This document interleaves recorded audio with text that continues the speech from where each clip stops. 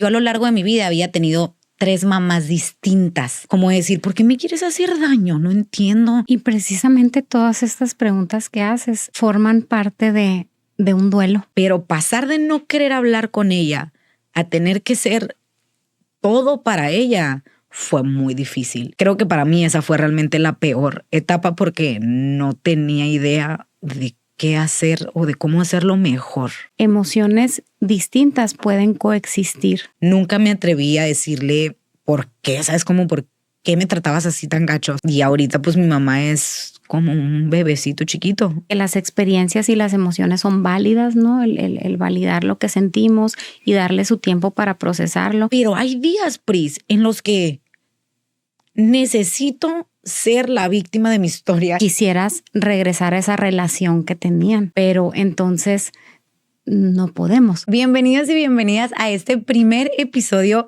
del regreso de lo que va a ser Hablarlo Te Sana.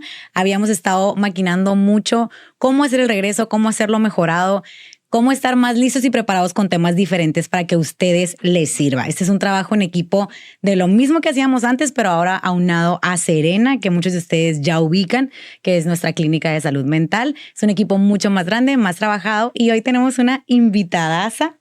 Yo tenía muy claro de qué quería hablar en este regreso, en este primer episodio, y es un tema que se me ha pedido mucho en redes sociales y es mi relación o todo el proceso que nos ha tocado vivir como familia en el estado actual de mi mamá, que fue diagnosticada con Alzheimer hace 5 años. Entonces no pude pensar en una mejor persona que en esta invitada, que es licenciada en psicología, pero también tiene muchos más estudios al respecto. Es especialista en tanatología, en pérdida, y es por eso que la quería tener aquí. Aparte de que trabajamos juntas y le tengo mucha confianza. Así que Priscila Monge, bienvenida. Muchas gracias, Eva, por invitarme en este primer episodio. Me siento muy emocionada y también agradezco mucho tu confianza para poder pues abrirte en este tema tan importante con el que vamos a iniciar. Y siéntete libre de que todo lo que nos platiques hoy pues va a ser validado. Muchas gracias. Creo que es un tema que me había costado mucho y que todavía me cuesta, siento, pero que me parecía muy importante hablarlo así, a micrófono, en voz alta, con un especialista como tú, porque creo que tanto cualquier persona que esté viviendo un diagnóstico de este tipo, como todo lo que conlleva ser familiares de esa persona, es un tema que a la gente le puede le puede gustar o servir escuchar. Entonces, no sé por dónde te gustaría que empezáramos, cómo lo desarrollamos. Dime, guíame. Ok, excelente. Pues voy a tratar de hacerte unas preguntas un poco abiertas para que libremente puedas platicarnos un poco de la historia y de la relación con tu mamá.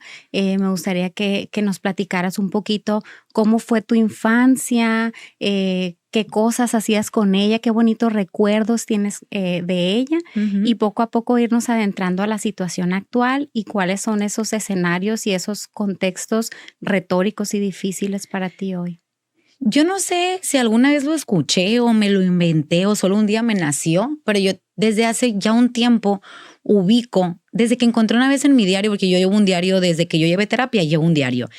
Y en mi diario viejo encontré un escrito mío, ay, que me daba mucha ternura, lo hubiera traído, qué burra, no se me ocurrió. Y es un escrito donde yo estoy expresando cómo siento o sentía en ese momento que yo a lo largo de mi vida había tenido 3 mamás distintas. Porque hablando de mi infancia, como me lo preguntas, yo tuve una infancia, Pris, maravillosa. O sea, todo el amor, toda la atención, incluso en palabras de muchas personas de que chipilona de más, muy unida a mi mamá, somos aparte muy parecidas, entonces siento que eso también genera así como que otro tipo de acercamiento. Mi mamá, una persona sumamente cariñosa, debido también como al divorcio de mi papá y ella, y yo siendo la más chiquita de 4, nos hicimos muy unidas. O sea, yo dormí con mi mamá hasta bien grande, ya consciente incluso yo ya habiendo dormido en mi propio cuarto, regresé con ella cuando se separan como, no sé, creo que sentía como que le tenía que hacer compañía. Y fue una infancia súper bonita, de mucho amor, de mucha atención, de mucho lo que quieras, de mucho deporte. Me llevaba, me traía, estaba ahí, iba a mis competencias, en cualquier cosa que necesitara de la escuela. Fue una mamá sumamente presente todos mis años así de infancia. Después en la adolescencia, bueno, yo me voy a vivir a México por cosas del deporte y regreso como hasta mis 18 años. Y yo ya ahí escuchaba como comentarios así de terror de mis hermanos, ¿no? Como que es que mi mamá esto, es que mi mamá aquello, es que mi mamá ya no es lo que tú crees. Y yo sigo hablando con mi mamá diario. ¿De qué me hablas? ¿De qué personas distintas estamos hablando? No entiendo. Y, y ya cuando yo regreso a vivir aquí, pues ya la situación cambia muchísimo, tanto ella como yo. Pero la infancia y mis años, incluso en Ciudad de México, es que era demasiado. Incluso yo adolescente, joven, 13, 14, 15, hablarle a mi mamá a diario 3, 4, 5 veces. Ya desperté, ya salí a entrenar, ya fui a la escuela. O sea, era una comunicación muy constante y muy bonita. Ok.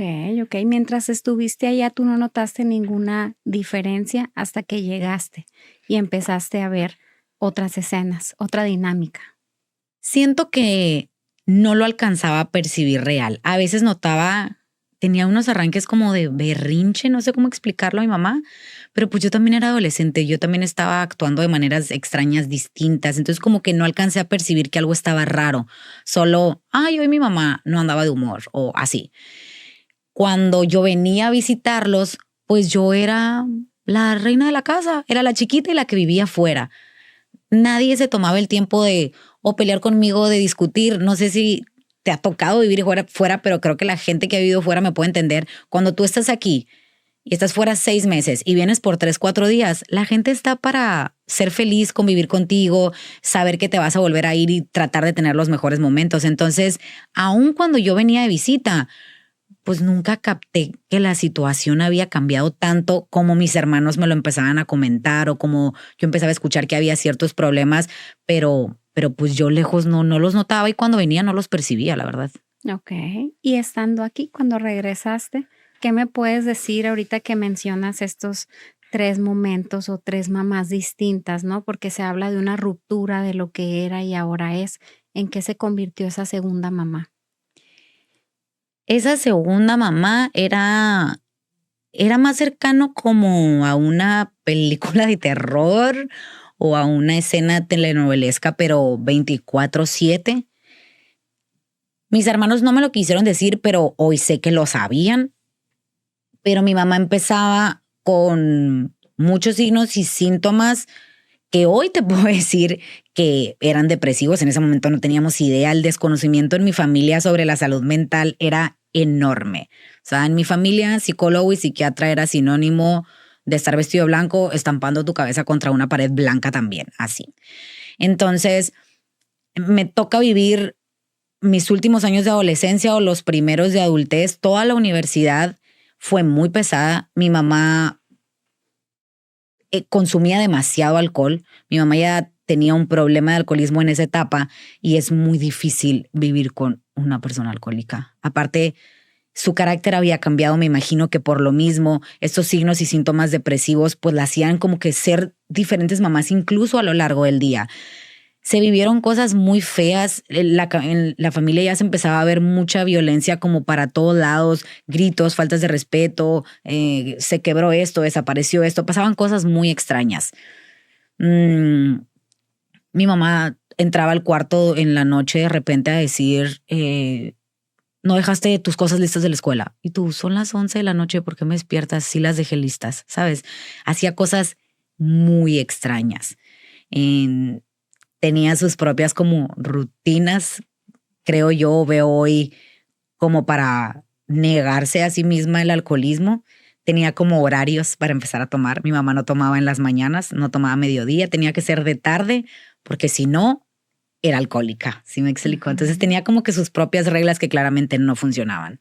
Entonces, cuando el sol bajaba era así como la Cenicienta, o sea, llega una hora y todo se convierte en calabaza porque sus conductas eran distintas, su amor ya no existía, era otra persona. O sea, se ponía una máscara y nosotros, pues ya en ese entonces vivía un tiempo uno de mis hermanos y luego estaba yo sola. Entonces era buscar qué hacer, buscar qué hago a esas horas, dónde estoy a esas horas, qué actividades me invento a esas horas, porque estar en la casa era horrible. A mí O sea, era una necesidad de ella de conflictuar a todos los que estamos a su alrededor. O sea, a mí me tocó, no puedo decir que no estoy orgullosa porque creo que lo volvería a hacer, pero a mí me tocó sacarle la tarjeta PRIS de su cartera porque me sabía el NIP, de robarle literal la cartera para ir a pagar mi escuela, porque decidía dejar de pagar cuando yo sé que podía, porque no era un tema económico, porque eso se trabaja y se vive distinto. Entonces el dolor de, como decir, ¿por qué me quieres hacer daño? No entiendo. ¿Por qué te comportas así? ¿Por qué me dices esas cosas tan horribles? ¿Por qué me insultas cuando creo que no me lo merezco? ¿Por qué me haces difícil la universidad? O sea, le estoy echando ganas. Todas esas cosas yo decía, ¿dónde está mi mamá de la infancia? ¿Dónde quedó? ¿Qué le pasó? Y en ese entonces pues no había respuestas. Había solo un chorro de preguntas, muchas preguntas. Exacto, entiendo que fue un momento crítico para ti, para tu familia y esto sucede cuando se vive con un familiar que tiene un problema de, pues, con el alcohol o alguna adicción, ¿no? Esa situación difícil que lo que predomina es la confusión, ¿no? O sea, el no saber dónde estás parado o cómo una persona empieza a actuar distinto, ¿no? Y que sabes que es buena, ¿no? O sea, que Ujú. sabes que tiene unas bases muy bonitas y una relación muy bonita y todo cambió, ¿no? Y entonces es cuando gobierna esa confusión, desesperación y dolor, ¿no? Eh, me mencionas también que además del alcohol, pues había algunos indicios de depresión, ¿no? O sea, Ujú. como síntomas de depresión. Y de hecho, todo esto que mencionas se relaciona con el Alzheimer, ¿no? O sea, ahorita vamos a ir un poco más hablando de la situación actual, pero realmente sí es un precedente, ¿no? Sí, cuando yo te digo que hablo de depresiones porque ahora conozco más de, pues, del trastorno, de la situación. En ese momento yo creía que era mi mamá portándose mal, mi mamá siendo mi mamá con mal carácter, ¿no? Pero desde que mi mamá se jubiló, como que empezó un deterioro. Mi mamá había puesto como, yo siento que en stop su alcoholismo, como que inició de joven, antes de tenernos a nosotros, pues ya después indagué y tenía mis historias de que mamá tomaba, pues a lo mejor más de lo normal, si es que la normalidad existe. Entonces como que nacemos nosotros, se esfuerza en ser la mejor mamá del mundo porque eso es lo que fue. O sea, yo me quejo ahorita de que no me da tiempo para hacer cosas. Mi mamá trabajaba 8 horas diarias, era ama de casa aparte, como si eso pudiera embonar en un mismo día, pero lo hacía. Pero aparte nos llevaba a deporte, nos recogía de deporte, nos ayudaba con tareas y me cantaba en la noche y leía un cuento. O sea, yo, ¿cuántas horas tenía su día? O no dormía, o no se bañaba, o qué era lo que le faltaba para que el tiempo le diera. No entiendo. Pero cuando deja de trabajar, me imagino que ese ritmo al que estuvo acostumbrada tanto tiempo, nosotros empezamos a crecer, mis hermanos empiezan a ir de la casa y yo creo que fue una suma de todo. Ya después, obviamente, leo los inicios del Alzheimer siempre son, pues, este tipo como de trastornos o signos Ujú. depresivos, ansiosos. Entonces yo me pregunto o me pregunté mucho tiempo, ¿la depresión de mi mamá la llevó a la enfermedad o solo así empieza siempre? O si hubiéramos cuidado más su salud mental, ¿hubiera realmente habido un cambio? Su, su demencia se hubiera vivido más leve o hubiera podido llegar más tarde o hubiera sido menos abrupta? Porque yo creo que si mi mamá hubiera tenido atención psicológica cuando la necesitó, que fue siempre, yo creo que si al menos no hubiera habido un cambio real en su demencia actual, al menos creo que hubiera vivido una vida con mayor calidad y hubiera llegado a este diagnóstico pues mejor, menos lastimada, menos dañada, menos sola, porque llegó muy sola a este diagnóstico. Okey, y precisamente todas estas preguntas que haces, Eva, forman parte de un duelo, ¿no? O sea, de querer comprender, cómo se originó y por qué las cosas son así, y por qué no pueden ser diferentes, o podrían haber sido mejor, o podría haber sido más complicado si hubiera sucedido esto, ¿no? O sea, la cuestión es que estás lidiando con un duelo que se le llama duelo anticipado, ¿no? Y que ya tienes años, ¿no? En esos momentos, desde que mencionas los periodos críticos de las tres mamás, ¿no? O sea, que prácticamente entra la confusión cuando entra esa segunda etapa, ¿no? O momento en tu adolescencia, juventud, ¿no? Y entonces quisieras regresar a esa relación que tenían, ¿no? O sea, esa relación bonita y a todo esto dinámica y esta super mamá, ¿no? Que tenías, que tuviste y de seguro tienes, ¿no? Pero entonces no podemos. O sea, es cuando llega esa parte de hasta dónde puedo controlar eso o comprender o aceptar, ¿no? Que esta relación va a cambiar y que su personalidad ahorita no es la misma, pero sigue viva, ¿no? O sea, y es esa esencia y esa nueva conexión que ahorita tú tienes con ella y que también me gustaría que nos platicaras un poquito cómo es la situación actual de tu mamá o más bien, primero, cómo llegaron a saber del diagnóstico, qué fue lo que los llevó a hacerse esas preguntas. Ahorita es como un juego así de palabras de comprender, aceptar, entender, y me llevó años como que tratar de jugar con esas palabras hasta que me quedé con el aceptar, supongo, o resignar, no sé con cuál me quedé, porque es imposible comprenderlo. No importaba qué psiquiatra me diera su opinión, ni qué psicólogo me diera su opinión, ni qué neuro me diera su opinión. Al final, ver a mi mamá deteriorándose y ver cómo realmente ellos tampoco saben qué va a pasar exactamente. Todas las personas somos diferentes, todos los trastornos se viven diferente. Entonces, yo preguntaba una cosa y luego veía otra y yo, ¿me están mintiendo? ¿Están jugando conmigo? ¿O solo es muy difícil su trabajo? O sea, solo no me están dando las respuestas que necesito.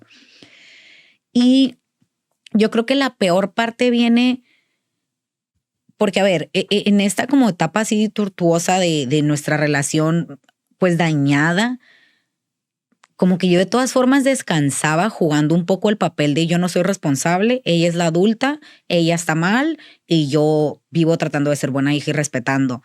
Y si bien no está bien, pues era como mi manera de protegerme a mí, a ella y a la situación. Yo me voy de casa de mi mamá a rentar un departamento. Mi papá se había casado y no tenía yo ningún problema con esa situación, solo no quería entrar a vivir otra dinámica familiar porque estaba un poco cansada ya de la mía. Entonces rento debido a un suceso muy específico que me da como vergüenza. Estábamos discutiendo muy fuerte, mi mamá ya hacía cosas muy extrañas, te perseguía, o sea, una película de terror. Entonces me estaba gritando y yo estaba desesperada, estaba más chica, no estaba terapiada, literalmente no había ido a terapia nunca. Entonces yo también explotaba. Y si bien traté de nunca, como que nunca te va a faltar el respeto, nunca te va a tocar, nunca te va a decir una grosería, no era sano, ni era correcto mi manera de dirigirme hacia ella. Esa vez estábamos discutiendo, no tengo idea por qué, y mi mamá estaba literalmente persiguiéndome, gritando, queriendo una respuesta de algo. Entonces me salgo yo de la casa y me voy al área de lavado, que está como que sales de la cocina, cruzas un patio y luego está el área de lavado. Y yo dije, suficiente distancia, me voy a ir para allá un momento. Y la escucho venir y seguía gritando y estaba muy cansada, muy abrumada y estaba muy chiquita, o sea, tenía 20 bajos. Entonces como que no estaba entendiendo la situación y se me pone así, me acuerdo, en la puerta para que yo no pudiera salir porque quería esa explicación de lo que sea que estuviéramos discutiendo. Y yo me acuerdo de haberla agarrado de los brazos y haberla quitado. No la empujé, no la golpeé, no le grité, pero la toqué. Y eso para mí marcó un antes y un después. Dije, esto no puede volver a suceder con tu mamá, no. O sea, esto no se hace. Y me acuerdo que entrando a la casa, me salí y le hablé a mi papá y le dije, estoy mal, o sea, necesito ayuda. Después de ahí pasan muchas cosas. Yo empiezo terapia psiquiátrica, no psicológica, por desconocimiento mío, de mi papá, por una mala práctica también del psiquiatra. O sea, yo hoy sé que él debió de haberme recomendado ayuda psicológica y nunca lo hizo. Y esa será otra historia. Así pasó mucho tiempo.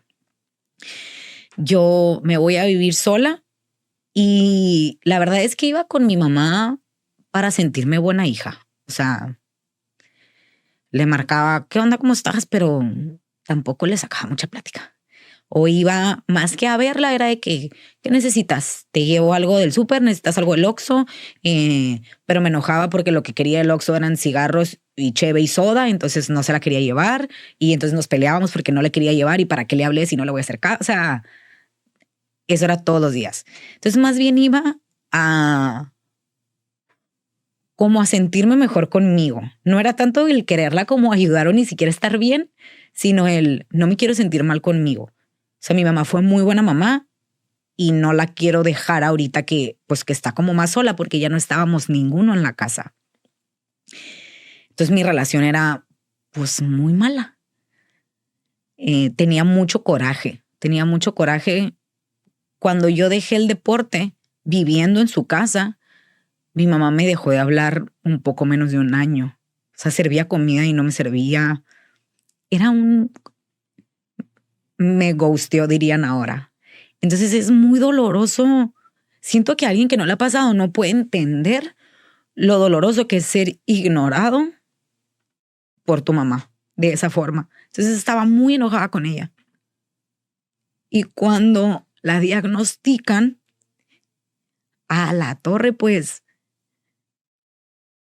yo tenía que pasar, Pris, de como estar tan enojada, de yo sentir en ese momento que la como odiaba, porque odio esa palabra, pero estaba muy enojada con ella, de todo lo que sentía que como que me había hecho, y de repente tenía que ser la mejor hija, la cuidadora, la que limpia, la que baja, la que maneja, la chofer, la que la lleva a las consultas. Digo, todos mis hermanos, no estoy hablando solo de mí, pero de no quererla ver, ahora tenía que ser el principal muro de contención, su columna, su todo, y amarla incondicionalmente porque la acaban de diagnosticar con algo bien feo. A la torre, no es como en las películas, o en mi caso no fue.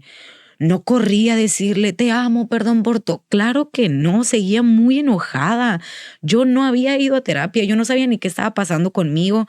Yo no sabía que yo tenía depresión y ansiedad. A partir de ese como bajón que me da por su diagnóstico, me diagnostican a mí y empiezo a trabajar, pero pasar de no querer hablar con ella a tener que ser todo para ella fue muy difícil y fue un momento de mucha culpa para mí, de sentirme muy mala hija, de sentirme muy mala persona, de ver a lo mejor como mis hermanos lo estaban haciendo mejor, que iban y que le platicaban y que vamos a jugar lotería para tu memoria, y yo estando ahí diciendo, es que lo que quiero es decirte que me lastimaste mucho y que estoy muy enojada, pero no puedo porque estás enferma. Entonces, creo que para mí esa fue realmente la peor etapa porque no tenía idea de qué hacer o de cómo hacerlo mejor. Ok, o sea, cuando llegó el diagnóstico, digamos que no había habido una conciliación dentro de ustedes, o sea, una comunicación, o sea, ya prácticamente de estar en esas condiciones fue el diagnóstico y tú seguías confundida, ¿no? O sea, seguías, y aparte de confundida, pues esas emociones de coraje, impotencia, frustración, y de saber de que ahora los roles iban a cambiar, ¿no? Sí, o sea, como yo estaba ya tan alejada de cierta forma, cuando empezó a ella notarlo, yo no estaba tan cerca. Más bien era mi hermano el que me decía de que, oye, mi mamá me dice que se siente rara, que se siente confundida, que se le olvidan las cosas. Y nosotros culpábamos mucho al alcohol de eso, de que pues claro que se te olvidan las cosas, pues no. O sea, pues cuando uno toma el otro día a veces se le olvidan las cosas, no sé. Entonces culpábamos mucho al alcohol de muchas cosas, cuando en realidad pues hoy sabemos que era un revoltijo de muchas cosas que mi mamá estaba viviendo. Entonces yo empiezo terapia en ese tiempo y hago lo que puedo. O sea, me culpé mucho, me lastimé mucho. Ahorita creo que hice pues lo mejor que pude. Iba a fuerzas, iba y no la veía. O sea, iba y literal la veía y luego me iba a la sala y ya no la veía todo el demás tiempo que estaba ahí. Pero como yo ya iba a su casa, pues ya me sentía mejor hija, supongo. Entonces iba y la veía. Y luego mis hermanos y yo hicimos como un rondín donde, oye, tú tienes que desayunar con ella, tú tienes que comer con ella, tú tienes que cenar con ella. ella ya tenía una cuidadora 24/7 porque mi mamá nunca se quiso salir de su casa. Y como gracias a Dios económicamente se podía, de hecho ella se sigue haciendo cargo de ella misma, así de super mamá es la etiqueta de mi mamá, de que hasta la fecha económicamente ni siquiera nos ha necesitado. Entonces ella ya tenía una persona ahí de cuidado y nosotros estábamos, para que no estuviera con una extraña, para ella, nosotros estábamos siempre, pero pues también estábamos adultos, ya teníamos pues que trabajar, la escuela, lo que sea, entonces ¿sabes qué? Tú vas de esta hora a esta hora, tú de esta hora a esta hora, tú de esta hora a esta hora y tú duermes y así íbamos rotando. Entonces a veces que si me tocaba dormir con ella, iba y ¿qué onda? ¿Necesitas algo? ¿Ya cenaste? Porque ahí todavía podíamos hablar y todo. Y de que, sí, y ya, me iba a la tele y no la volví a ver y en la mañana pues ella se despertaba después que yo, entonces, ok, estamos bien, llegaba mi hermano, me iba yo. Y así, o sea, ni siquiera podía aprovechar como para hablar con ella o cómo te sientes. Ella también estaba muy confundida. Entonces empezó a pasar por situaciones, creo yo, que son básicas en su diagnóstico. Empezó a pasar por episodios pues de mucha agresividad, de no reconocer. A nosotros todavía no, pero a la gente, o sea, no, de repente no reconocía a la cuidadora. Entonces la corría, la cerraba y nos hablaba de que tu mamá me acaba de correr y tu hermano todavía no llega, así. Entonces, pues fue otra etapa más complicada. Pero la terapia, mis 2 años de terapia, yo creo que 1 año, 11 meses fueron a hablar de mi mamá. Y ahí empezaron a cambiar las cosas. Como que yo ya decía, a la torre, pues tal vez estoy siendo muy injusta, no como invalidando mi sentir porque creo que lo sufrí y se vale sentirlo y se vale decir, pues no es la situación que uno quiere vivir con sus padres, pero en terapia entendí muchas cosas. Entendí cómo mi mamá no tuvo nunca las posibilidades que a mí me dio y no tuvo nunca la red de apoyo que a mí se me dio. Y a partir de ahí entendí que no la podía juzgar, que no podía estar enojada, o sea, que más bien sé que yo no lo hubiera podido hacer mejor en su condición.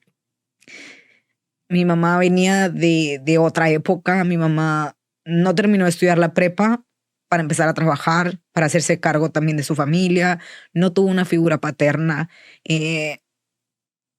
tuvo que ser una señora estando en la prepa, ¿sabes?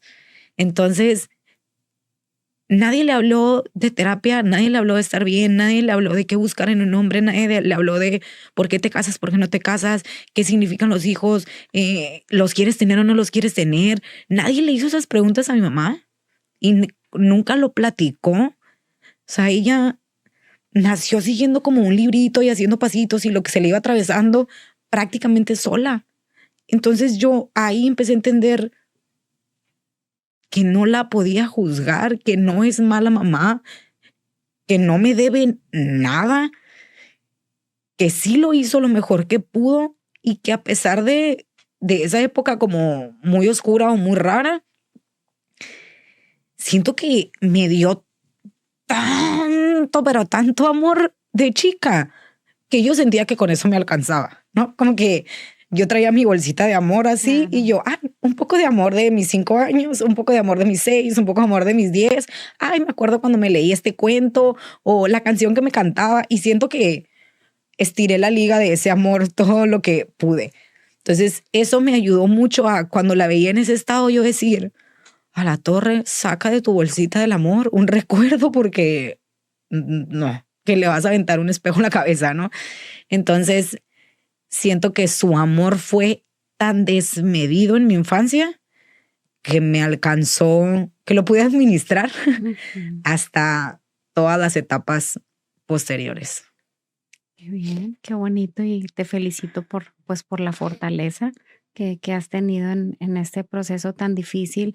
Y ahorita que mencionas de esa mochila o esa carga emocional que desde que vamos arrastrando desde la niñez o desde la infancia, muchas personas llegan a la adultez con una carga, una mochila muy pesada, ¿no? De emociones fuertes que han vivido a lo largo de su vida.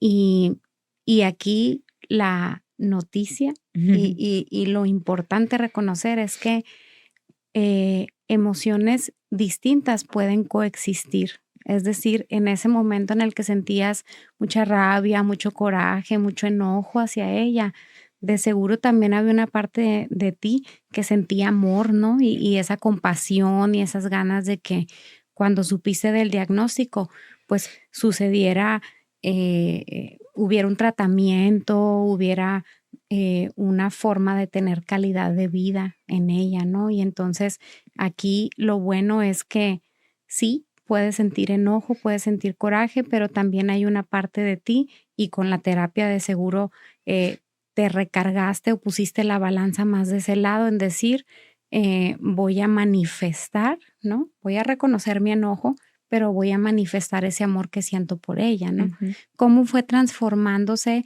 más bien desde cuándo es el diagnóstico de tu mamá y cómo fuiste cambiando con la terapia esa relación con ella? El diagnóstico de mi mamá fue hace 5 años. Justo en ese momento, así, en ese momento yo empiezo mi proceso en terapia psiquiátrica y psicológica. Y la primera etapa es esa, es el no querer estar ahí, es sentirme culpable. Me acuerdo de haberle hablado a mi papá muchas veces de que es que soy una mala persona, soy una mala hija, no la quiero ver, no puedo fingir que estoy bien con ella, a pesar de que sé que ella está sufriendo mucho. Entonces, pues poco a poco siento que solo no me rendí, que el consejo tanto del terapeuta como de mi papá siempre fue: "Ve, si eso te hace sentir mejor, ve. Si no le quieres hablar, si no estás lista, no pasa nada, no dejes de ir". O sea, no dejes de demostrarle y de demostrarte que esto es importante. Entonces seguía yendo y poco a poco, pues, te empieza a dar ternura, empiezas a recordar, empezaba ella ya, junto con el diagnóstico, le decíamos que ella no tomaba y que ella no fumaba, entonces dejó de tomar y dejó de fumar, de que quiero una cerveza y nosotros no tomas, te va a hacer daño, nunca has tomado, así. Entonces, ya sin el alcohol en su ser y sin esa como furia, ya se le había pasado esos ataques que le daban como de impulsivos o de mucha furia, así que de repente sentía, me imagino que era confusión también, ha de ser desesperante. Pues ya empezaba yo también a entender ciertas cosas junto con ella. Al final del día, me ha servido para mejorar la relación porque esa mamá que nunca tuve en medio, esa mamá que dejó de ser cariñosa, con la que dejé de platicar, pues ahora lo podía hacer otra vez. Y en sus momentos de tranquilidad, de confusión del día a día, era un poco más parecida a la relación que teníamos en mi infancia. Entonces ya nos sentábamos y veíamos la tele y se me acurrucaba y hazme piojito y eran cosas que yo tenía años sin vivir con mi mamá. Entonces yo, ay, qué gacha, pero no está tan mal esto. Lo puedo disfrutar y ella también. Y, ay, te traje cierta comida. En ese momento todavía podía comer de todo. Como que todo lo que yo recordaba de una infancia bonita, traté de replicarlo en nuestra adultez. Te traje fresas con crema de aquí. Vamos por una nieve de acá. Vamos. Entonces, tuvimos esos momentos como felices otra vez. Nunca me atreví, y no me arrepiento, a hablar con ella de verdad. Nunca me atreví a decirle por qué, ¿sabes? Como por qué me tratabas así tan gacho. O sea, me hiciste mucho daño. Nunca necesité que me pidiera perdón. Nunca necesité pedírselo tampoco. Se lo he pedido 1000 veces ahora que siento que no, pues no me escucha o no me responde, pero no quería estresarla porque ya nos habíamos dado cuenta. Si a mi mamá veía una película de balazos, una vez correteó a su cuidadora tirándole balazos porque había una película, como que ya su mente se dispersaba o se confundía o no sé, y no sabía bien qué era una cosa y qué era la otra. Entonces yo no quería soltarme llorando o tener esa conversación cuando yo sabía que ella estaba demasiado confundida. No sabía si le iba a hacer bien. Entonces al final siento que la tuve sola.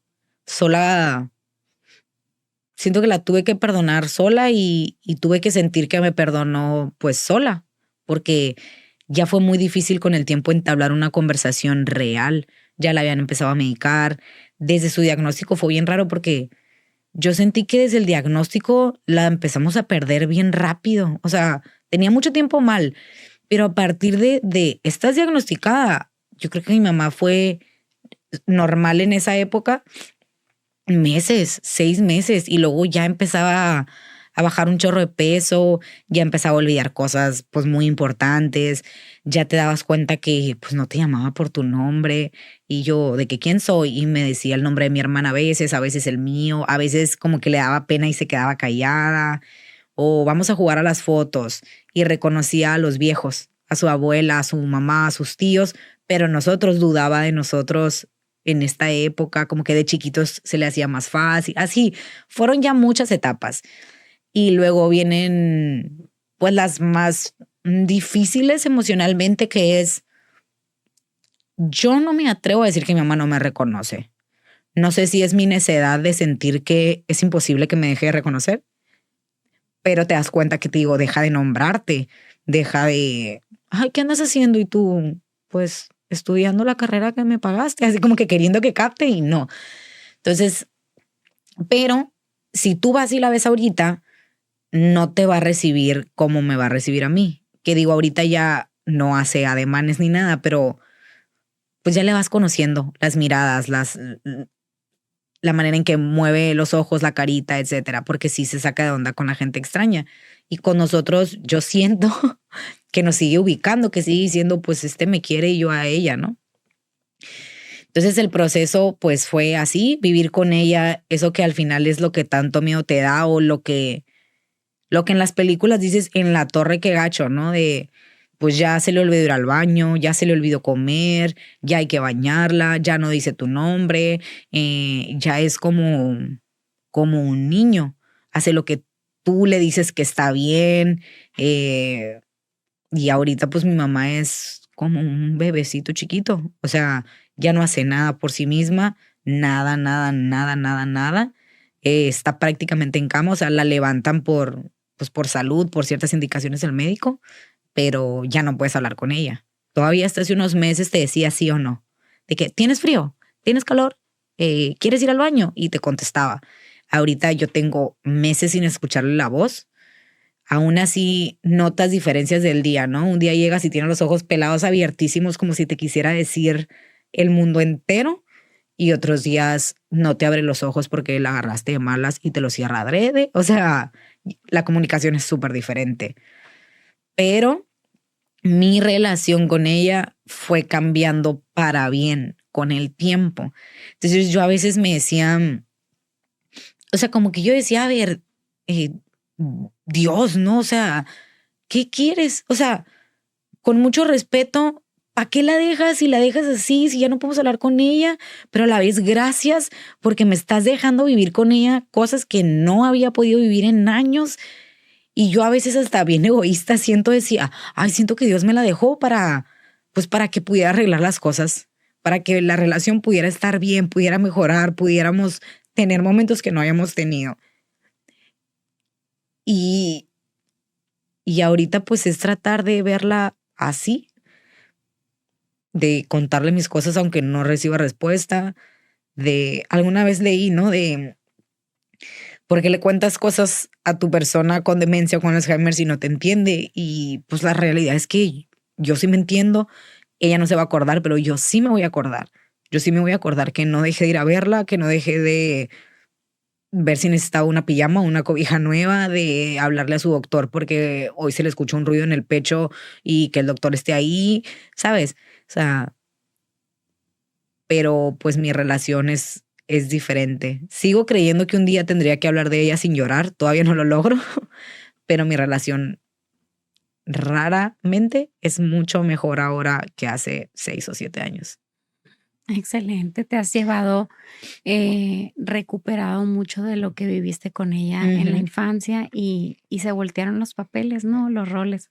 O sea, ahora tú estás al cuidado de ella y, y pues no devolviendo, sino experimentando eso que ella sentía antes y ahora tú permitiéndote vivirlo del otro lado, ¿no? Y es como una sanación ¿no? O una reconciliación con ella que has podido tener y que a lo mejor en algún momento llega el día en el que quieres decirle o se lo has dicho, mamá, te perdono. Ujú.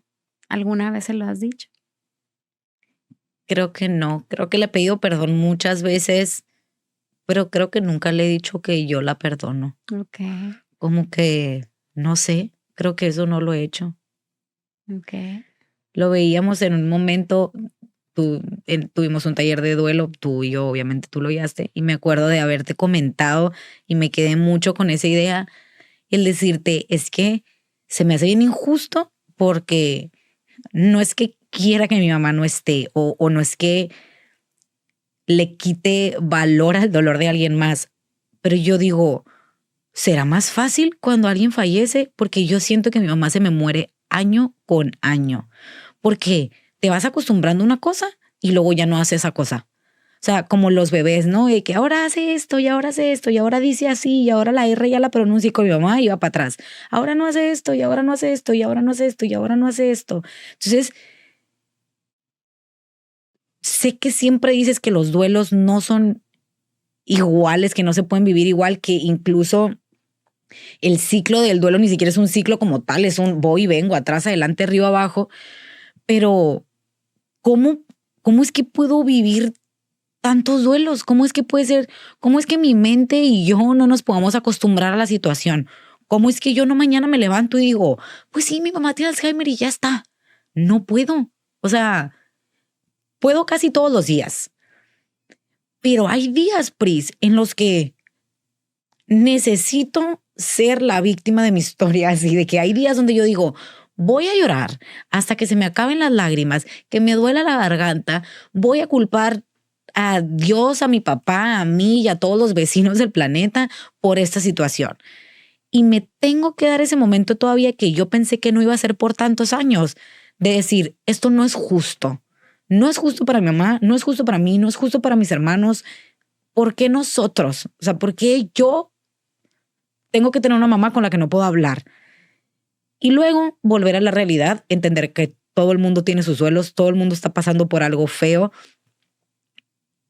que, que la vida no es justa, que no hay una explicación y puedo seguir adelante y puedo ir a verla y así. Pero hay días donde de verdad me tengo que dar el permiso de ser así, la víctima por un momento decir, no entiendo, no estoy de acuerdo y de hecho ni quiero entender. Lo que quiero es estar enojada y quiero gritar y quiero llorar y quiero que yo y todo el mundo se entere de que esto para mí no tiene sentido.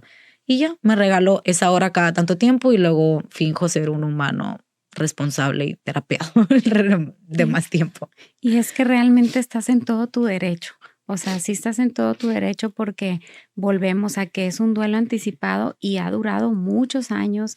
Y cuando hablamos de un duelo con una persona que fallece, pues hablamos de que tampoco hay un tiempo aproximado para vivir el duelo, pero si estos síntomas eh, son consistentes en el tiempo durante más de 2 años, 3 años, 4 años, definitivamente estamos hablando de algo que requiere atención porque la persona ya no está, ¿no? Ujú. Pero aquí sigue estando presente, o sea, sigues teniendo una relación con tu mamá y entiendo que puede ser algo muy tortuoso y muy agotador y muy, muy cansado para ti, para tu familia, eh, pero también volvemos a esa dicotomía, ¿no? A esas otras emociones que pues también trae algo positivo el hecho de que esté con vida y que es esa relación y ese amor y ese apapacho y ese cariño y las ganas de poder hablarle, como dices, aunque ella no haga gestos y no platique y no Ujú. eh, tenga signos de que quiere responder, ¿no?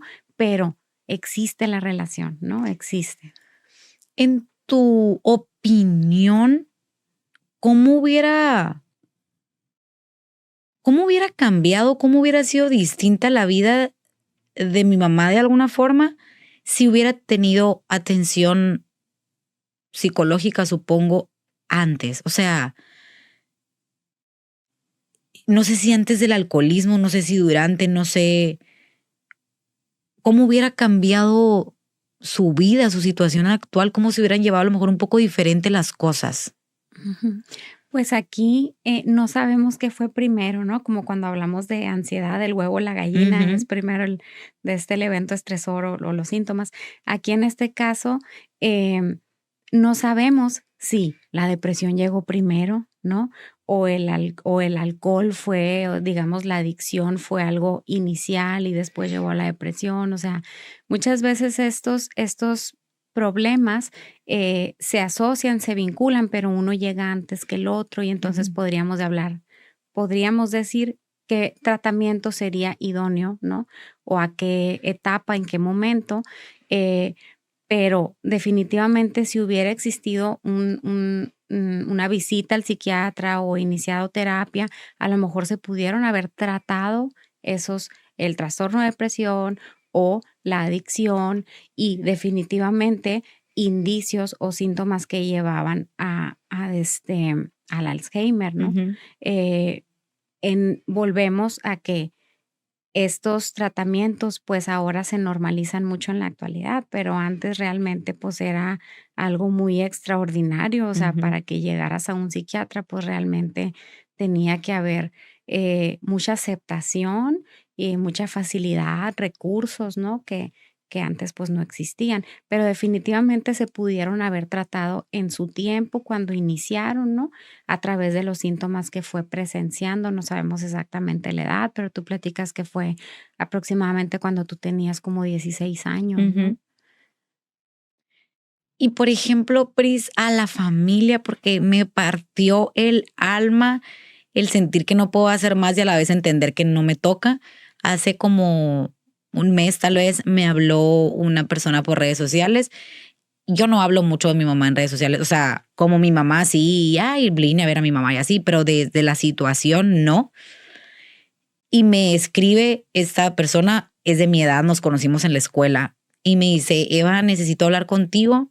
Acaban de diagnosticar a mi papá con Alzheimer y no sé qué hacer, y no sé qué esperar, y lo que me dicen no me embona, y lo que pregunto no se me responde, y yo, curiosamente, yo hubiera pensado que iba a saber qué decir, pero no sabía qué decirle, porque ¿qué le decía si yo hice como todo mal al inicio, o no mal, pero mi situación era muy específica? Entonces, obviamente mi consejo al final del día siempre va a ser acércate por el amor de Dios a Dios, porque entiendo las creencias en las que ella vive y sigue y predica, y acércate tú también a terapia. El como que el proceso que tu papá tenga que vivir con médicos, con terapia, con lo que sea, estudios, que lo viva y acompáñalo y qué padre, pero atiéndete tú, porque esto te va a llevar entre las patas sí o sí y te va a doler toda la vida. Todo el tiempo que te lo sigan prestando, te va a doler. Entonces, desde ya, lleva tu propio proceso por ti y para que puedas ser un mejor acompañante en su vida, en su etapa, en lo que sea. Pero, pero te hace sentido, o sea, tú dirías, toda la familia debería ir a terapia cuando a alguien lo diagnostican, o es una exageración de mi parte, o cuál sería, pues no te puedo decir la respuesta correcta porque entiendo que no la hay, pero ¿qué recomendarías tú? A ver, en tu familia alguien acaba de ser diagnosticado con una enfermedad terminal, degenerativa, algún tipo de demencia. ¿Cuál es la chamba de la familia para el bien de la persona diagnosticada y para ellos mismos? Sí, de hecho diste bastantes respuestas que son totalmente válidas y necesarias para considerar, partiendo de que cada individuo es distinto, tiene condiciones diferentes, pero definitivamente en tu caso particular, pues estabas transitando por una situación muy dura con la relación con tu mamá, ¿no? Entonces eran cosas que tú estabas viviendo y necesitabas procesar y entonces el apoyo y el tratamiento fue súper necesario, ¿no? Ujú. Para comprenderte a ti y después comprenderla a ella, ¿no? Así como mencionas. Eh, Ahora, algo que es indispensable en el caso de los familiares que tienen personas con Alzheimer es la tolerancia, la paciencia, ¿no? Porque volvemos a ser niños, ¿no? Entonces, así como dices, y como vemos a los padres de familia en ese estrés de crianza, todo lo que da, pues hagan de cuenta que se ponen en el mismo lugar de adultos, ¿no? Entonces, mucha paciencia, mucha tolerancia y tal como lo dices, sí terapia, pero también el cuidado personal, ¿no? O sea, el hecho de cuídate tú para poder cuidar a otros, ¿no? Ujú. Ponte la máscara tú y después pónsela al otra. Y entonces para poder estar bien, pues cuidar nuestro sueño, cuidar nuestras relaciones, cuidar nuestro trabajo, cuidar nuestro estrés, cuidar nuestras rutinas, ¿no? Para poder ser un cuidador, digamos, mm, abierto a, pues a esas necesidades que va a tener la Ujú. persona, ¿no? Y digo, yo no me la sé de memoria, tú sí. En las etapas del duelo, ¿crees que de cierta forma se viven igual o se pueden llegar a vivir igual en este tipo de personas que amas con algún tipo de diagnóstico similar a cómo se viven las etapas del duelo cuando lo pierdes, cuando esa persona fallece o hay algo que se modifica o simplemente todas son distintas? De hecho, sí, o sea, se pasa por las mismas etapas, no como decimos y como lo mencionaste en secuencia. Hay personas que pueden no tener una de esas, pasar por una de esas fases, no le llamemos etapas, le Ujú. llamemos fases. Y sí, podemos tener ira, podemos tener episodios depresivos, podemos tener una negociación entre el querer aceptar que está sucediendo y el dudarlo o el negarlo, ¿no? La negación, y casi siempre terminamos con la aceptación. Es lo ideal, En el ¿no? Pero mejor de los en el mejor casos. de los casos, pero en ocasiones no. Cuando hay pérdida anticipada, pues ese proceso se va a alargar, el Ujú. tiempo en el que esté con vida y el tiempo en el que muera, y también ese proceso se pueda cerrar en su debido momento, ¿no? Ahora, no nada más son los familiares, también es el paciente. O sea, en el Alzheimer no es tan, o bueno, sí sucede, ¿no? Pero volvemos a que como hay pérdida de memoria, ¿no? Pues entonces puede que no transiten, sí, por todo el proceso del duelo. Ujú. Pero si hablamos de una enfermedad terminal, o sea, como cáncer, por ejemplo, entonces sí, o sea, esa persona está viviendo su propio duelo y también, o sea, de ella, pero también de sus relaciones y de todo lo que involucra su vida, ¿no? En algún momento me acuerdo que su doctor, creo que fue su psiquiatra, no me acuerdo, como que yo creo que me vio muy afligida o alguna noticia nos habrán dado ese día o simplemente a veces andaba más cansada que otros días del tema, ¿no? Como que traía el vaso a una gotita de que se me llenara constantemente. Y me acuerdo que algo que me relajó mucho y que hasta la fecha pienso es, a ver, Eva, necesitan entender que en esta parte, porque mi mamá ya estaba un poco más avanzada en ese momento, los que sufren son ustedes. Y no es que esté padre pasarla mal, pero te estás preocupando demasiado por lo que tu mamá está viviendo. Y en esta etapa, tu mamá no está sufriendo. O sea, tu mamá sufrió en la etapa de confusión, sufrió cuando se sentía enojada, impulsiva, compulsiva, grosera, que sentía que le faltaba el respeto a alguien y luego no sabía cómo pedir perdón. Ahí te entiendo, entiendo que la viste sufrir, entiendo que te dolió, entiendo que fue muy difícil para ella y para ustedes. Pero ahorita los que sufren son ustedes. Los que se están quedando sin su mamá como la conocen son ustedes. Tu mamá, mientras su presión esté bien, su azúcar esté bien, le des la comida que le gusta, la bañes con amor, la visiten, le lleves las flores que le... O sea, tu mamá ahorita es la persona más fácil de hacer feliz. Entonces, deja de sentir ese estrés de que tu mamá está sufriendo. Tu mamá no está sufriendo. Y a partir de ahí, todo fue bien diferente porque el sufrimiento de uno es por uno, porque duele la situación, pero uno sufre por la persona que ama, de que pobrecita mi mamá, pobrecita mi mamá, pobrecita mi mamá, ¿por qué tiene que pasar por esto? Y después de eso dije, ya la ves así como hasta de que la estás pasando bien a gusto, ¿no? Así de que está consentida, está cuidada, es muy amada, está en su casa, y empiezas a tratar de ver lo positivo de la situación que te está tocando vivir y dices, pues le voy a llevar el pastel que le gusta porque no tiene problemas de azúcar y el doctor dijo que puede. Pues le voy a poner una película sin balazos y la voy a ver con ella. Voy a aprender a disfrutar de otra manera lo que hoy tengo con ella porque hoy sé que no sufre. Y sí fue una parte bien importante yo salir como de ese enojo, de ese coraje, de esa tristeza, dar a lo mejor el primer paso a esa aceptación que dices en las fases del duelo y decir, dentro de todo, o sea, esta situación nunca va a ser fácil, pero ella está bien y está aquí. Y cuando la necesito, la puedo ir a abrazar, le puedo ir a contar algo, puedo ir a llorar con ella y quejarme de lo que sea, porque ahí va a estar. Entonces, como que sigo tratando de verlo como algo 100% negativo y decir, hay cosas, la tuve consciente, se me alargó el tiempo más allá de que si me la hubieran quitado y puedo ir y la puedo abrazar y la puedo ver y hay días que tiene mejores que otros y siento que esa parte me ayudó mucho pues a dar ese primer paso que dices hacia lo voy a aceptar. No sé si es justo o no, pero voy a aceptar que esta es mi situación, que esa es su situación y que tengo que hacer lo mejor que puedo con esto que me está tocando vivir ahorita. Exacto, es como un cambio de chip, ¿no? O sea, te ayuda a comprender que estabas centrándote en algo que a lo mejor no necesariamente tendrías que, ¿no? Sino más bien voltearte a ver a ti y decir, ¿qué es lo que puedo hacer yo con eso? ¿Cómo lo digiero, no? O sea, ¿cómo lo proceso? Y entonces, ¿cómo puedo ser alguien que aporta a su calidad de vida? O sea, en las condiciones que está ahorita, ¿cómo yo puedo seguir apoyando y coadyuvando a que ella esté bien, ¿no? Pero realmente no como un ser que sufre, sino un ser que necesita ciertas condiciones para seguir funcionando y teniendo calidad. Y en ese taller que diste también, no hablaste solo de duelos, sino de pérdidas.